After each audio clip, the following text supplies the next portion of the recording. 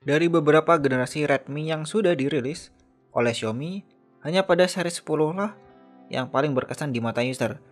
Dari Redmi 10 biasa hingga ke seri Note 10-nya. Sampai-sampai Redmi membuat beberapa jenis variasi untuk seri Note-nya.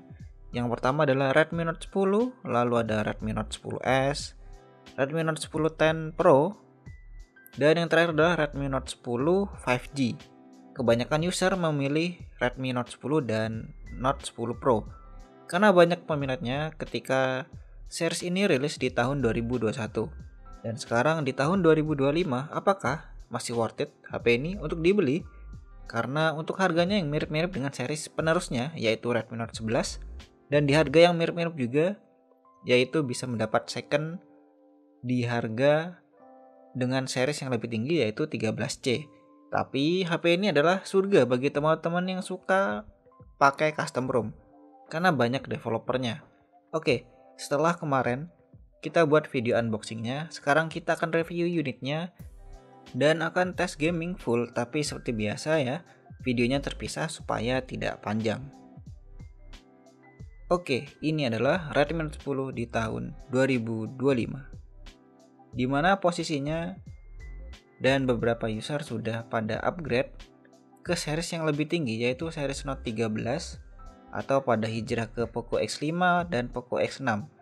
Karena rata-rata user Xiaomi memang hanya memfokuskan pada dari segi chipset atau performa dan juga harga yang murah. Meskipun murah dari desain, Redmi Note 10 ini menurutku masih oke. Bagian belakang ini terlihat seperti kaca meskipun bahannya sebenarnya itu dari plastik polikarbonat ya. Overall tetap terlihat mewah. Cuma setelah digenggam barulah kita bisa gak boleh berekspektasi tinggi karena memang HP ini mid-range pada zamannya dan feel rasa pegang itu memang ringan dan terasa kopong. Bobotnya itu hanya ada di 178 gram. Dan desainnya memang slim membuat Redmi Note 10 ini terasa enak dimasukkan ke dalam saku celana, ringan. Satu-satunya material yang berbeda dari HP ini adalah pada bagian depan. Layarnya sudah menggunakan proteksi Corning Gorilla Glass 3 ya, dan membawa panel AMOLED. Dipakai untuk kebutuhan sosmed ataupun multimedia ini enak banget. Warnanya tajam dan jernih, biasa AMOLED ya, baik di dalam ruangan atau di luar ruangan. Karena nits kecerahan layar yang cukup besar di 1100 nits per, ukuran layar juga pas, terasa compact di 6,43 inci dan kerapatan layarnya di 409 ppi. Minusnya cuma satu sih, AOD-nya hanya bisa 10 detik saja.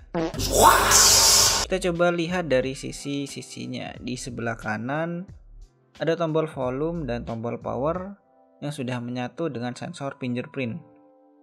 Kita pribadi lebih suka fingerprint fisik seperti ini daripada di layar karena lebih sensitif dan lebih cepat. Naik ke atas ada speaker, ya benar ini stereo ya. Dan ada IR blaster untuk remote-remotan dan ada lubang mic kecil di sampingnya. Lanjut di sisi kiri ada slot SIM yang tipenya adalah hybrid. Dan di sisi bawah cukup rame nih, ada speaker, ada port charger Type-C, lalu ada mikrofon lagi, dan bagusnya masih ada port jack audio 3,5 mm. Kalau di bagian depan ada layar, kamera dengan desain tompel dan earpiece. Di bagian belakang ada setup 4 kamera, dan di bagian bawahnya itu ada tulisan Redmi ke samping. Sekarang kita lanjut ke selling point utama. Kenapa kita harus membeli Redmi Note 10 ini di tahun 2025? Yang pertama tentu saja karena chipset yang masih kuat untuk dipakai kebutuhan sehari-hari. Dibuat game juga cukup oke. Kalau hanya dipakai hanya untuk kebutuhan sosial media sudah lebih dari cukup sih. Prosesornya itu menggunakan Qualcomm Snapdragon 678 11 nanometer dan ditemani dengan GPU Adreno 612 dan didukung dengan MIUI 14 pada Android 12. Kalau mau lebih tinggi lagi, teman-teman bisa menggunakan custom ROM. Kita bisa lihat dari skor ATUTU-nya dan dari hasil grafik CPU terus ini masih bagus banget, dan juga kita akan kasih sampel tes gaming sekilas. Untuk lebih detailnya nanti kita akan buatkan videonya secara terpisah, jadi stay tune saja ya.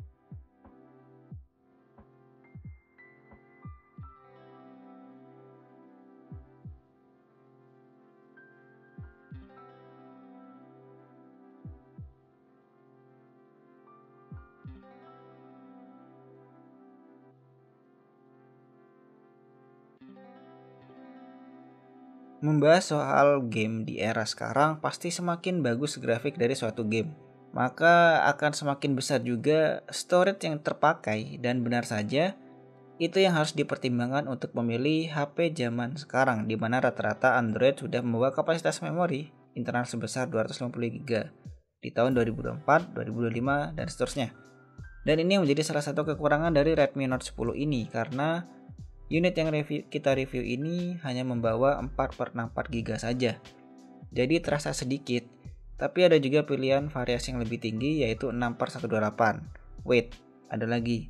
Bagusnya sudah menggunakan jenis UFS 2.2.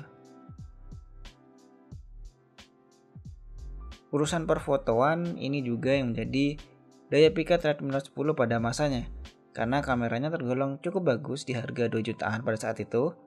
Kalau dipakai zaman sekarang juga masih oke kok. Dengan beberapa setup kamera, yang pertama 48 megapiksel 1,8 PDAF, 8 megapiksel 2.2 ultra wide, 2 megapiksel 2.4 makro, dan 2 megapiksel 2.4 deep sensor. Hasil perekaman bisa sampai 4K 30 fps, tapi kita lebih nyaranin untuk pakai 1080x60 fps saja, supaya lebih stabil hasil videonya. Pada kamera depan 13 megapiksel 2.5 wide dan maksimal perekaman di 1080 30 fps. Untuk hasil sampel videonya dan foto seperti berikut.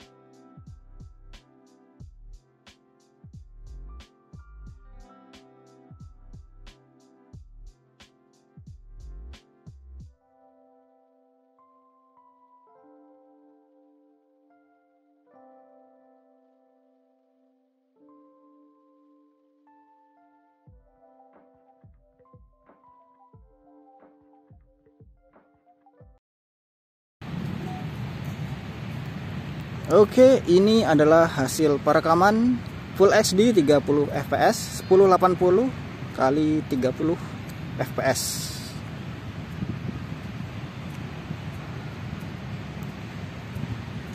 Di sini kita tanpa menggunakan tripod, hanya tangan saja, dan berjalan dengan kondisi normal. Dan untuk stabilisasi dari HP ini seperti ini.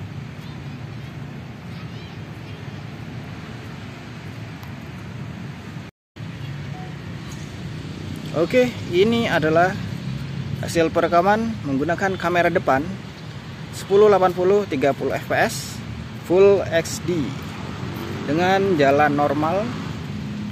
Dan beginilah untuk hasil kualitas video dan stabilisasinya.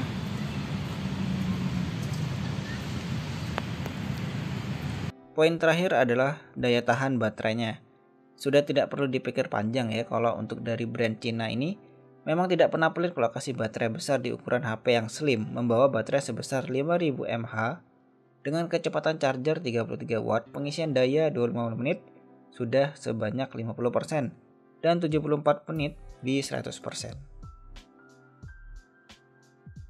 Kesimpulannya adalah Redmi Note 10 ini di tahun 2005 apakah masih worth it? Tentu saja mulai dari chipset, baterai, dan layar yang disertai desainnya yang juga cukup oke.